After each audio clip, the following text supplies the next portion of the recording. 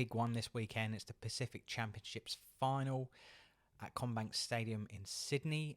Before the men's game kicks off, we have the Women's Pacific Championships final.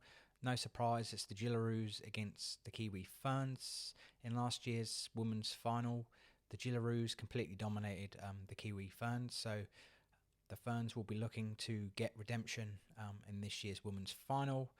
In the men's, we have Samoa against New Zealand. Last year, we had Tonga against Australia. Obviously, Australia are in England playing the Ashes series, and Tonga, they've had a terrible Pacific Championship so far. They lost both games, so they are out and they won't make the final this year. So we have the two best sides, Samoa and New Zealand. These two sides did meet in week one in New Zealand. So in that contest, both sides were a bit not on it. So in this final, will be a lot more clinical from both sides, I'm expecting. New Zealand just scraped by when they played Samoa in Auckland by a late Dylan Brown try, but Samoa did show some promise in that game, which they took into week two when they played Tonga at Suncorp Stadium. They put 34 points on Tonga in front of a big crowd in Brisbane, so they'll be looking to put in a similar performance against the Kiwis this weekend. The key matchups for me will be in the forwards. Payne Haas, since he's switched his alliance to Samoa, they've been a lot more dominant in the forwards. Junior Paulo, I think he's had his best games in a Samoan jersey. And Josh Papali, he also has had a really good year with the Canberra Raiders. He's also been playing okay for Samoa also. So these big three forwards will have to match the likes of James Fisher-Harris, Moses Leota and Joseph Tarpany of the Kiwis, and whoever dominates the forwards I think will win the game. In the backs for Samoa, keep your eye out for Dean Mariner and Brian Toho. Isaac Tonga as well. I think they'll be crucial in Samoa's chance to win this weekend. I think they'll just need to make meters and take their opportunities when they come along. They didn't do that when they met New Zealand in week one, so they definitely learned from game one when they played Tonga. So I'm very much looking forward to seeing the backs match up as well. Both sides can score tries from anywhere in the field, so it's going to be a great game. Blaise Talangi and Jerome Luai are in the halves for Samoa. Their partnership's just grown as the Pacific Championships have gone along. In the first game, they were a bit scratchy. They weren't really completing their sets very well, but it showed in their game against Tonga that their partnership's a lot better. Excuse me. And they did really, really well against Tonga and dominate the game. And the kicking game will have to be on song against the Kiwis to give themselves a chance. The Kiwi side, they've won both of their games.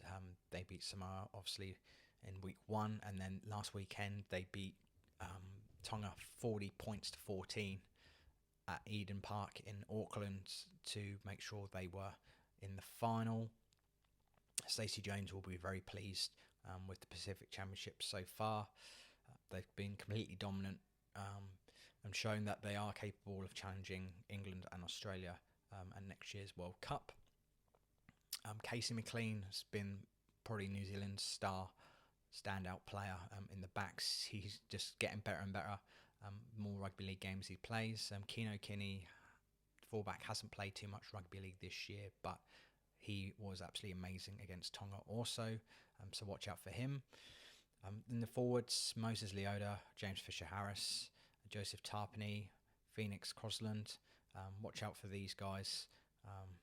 They will be on song on Sunday and expecting a fiery encounter. And don't be surprised if you see a bit of biff in this game. Tensions can run high in these big games, so all looking forward to this clash this weekend. In the halves, we have Kieran Foran, so it'll be his last ever rugby league game. He's retiring, so we wish him all the best and thank you for his contribution in rugby league throughout the years. And I hope he has a great game this weekend.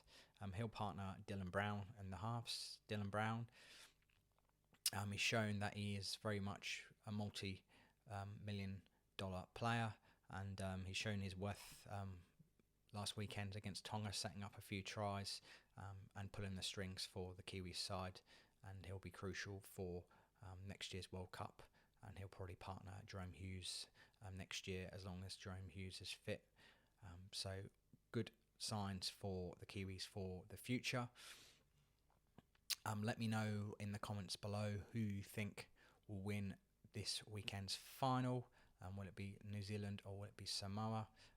Tonga fans, also let me know what you think of your performance in this year's competition. Do you think Christian Wolf deserves to really stay as head coach?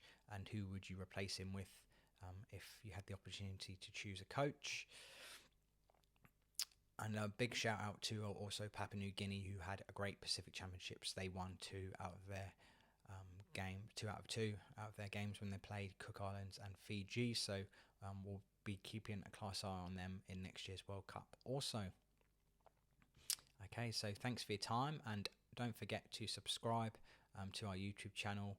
Enjoy this weekend's last round of footy for 2025, and I'll have a chat with you next week. Thanks for your time.